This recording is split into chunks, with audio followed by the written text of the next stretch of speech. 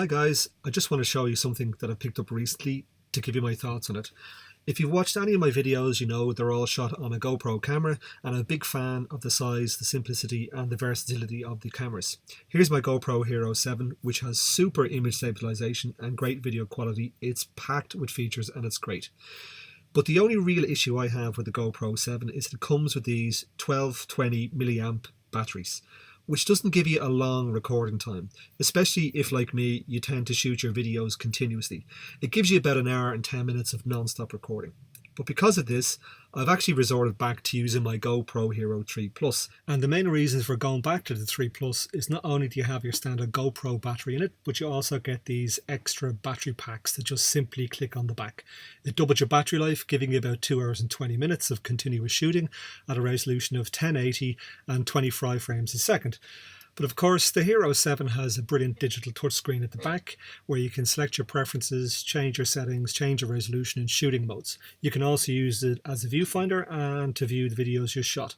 So you can't really fit an extra battery pack on the back of the Hero 7. It just wouldn't work because you can't access the touchscreen. So I scoured the internet for a solution for my problem, and on AliExpress I found this kit. It's a battery extender pack and housing unit for GoPro camera. When you open the box, you can clearly see the instructions on how to install the pack, and it's straightforward enough. And inside the box itself, you'll see the housing unit, a battery pack, and there's also a USB charging cable that comes with the kit. The housing unit itself looks pretty much like a GoPro housing unit, only it's double the width. I found it an awful lot easier to open than an actual GoPro housing unit. And just for comparison, here is an original GoPro 7 housing unit itself, so you can see the difference between the sizes. This unit comes with a 2300 milliamp battery, which is more than double the power of an original GoPro battery, and therefore in theory should give me triple the normal recording time if I shoot continuously. And if I turn the battery pack around, you can see on the back there's a power button and some light indicators underneath that to indicate how much power is left in the charge. And there it is in relation to the actual size of the GoPro.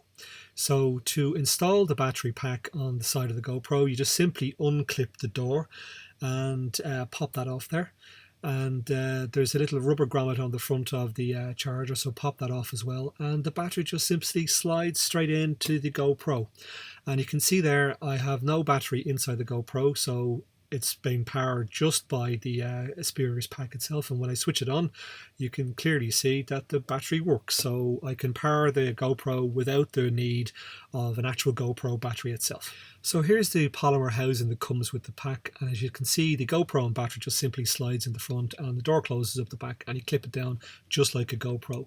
It feels fairly robust and it feels just like a GoPro unit, except obviously it's twice the width. The next step now is to mount this unit to the front of my bike and see how I get on.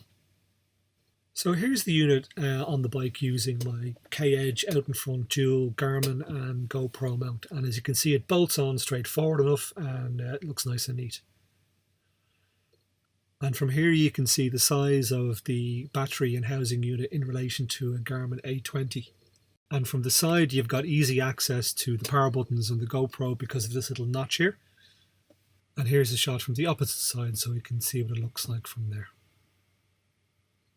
From the front you can see it in relation to the width of standard size handlebars.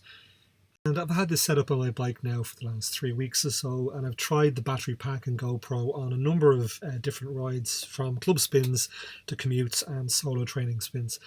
By and large I found that the results have been really good. The battery works well in conjunction with a GoPro battery, and as I said, the original battery gives me about an hour and 10 minutes of continuous recording, so with this pack it gives me an additional 2.5 hours or so. So all in all, the combined GoPro battery and the extra battery pack gives me a continuous shooting time of about 3 hours and 40 minutes. And since getting the pack, the longest non-stop ride I've done is about 3.5 hours. And the battery pack survived that well with some charge still in it. The only issue I had was not with the battery pack itself, but with the SD card. The 64 gig SD card ran out of space. I had estimated I would have gotten about 3 hours and 20 minutes on a 64 gig SD card. So I brought a second card with me just for the last 20 minutes or so for the return leg home, just in case something happens, so I could capture the full ride in its entirety. So the full length of the camera and the battery housing is about 11 centimeters. The GoPro is about 4 centimeters tall and about 2.25 centimeters thick.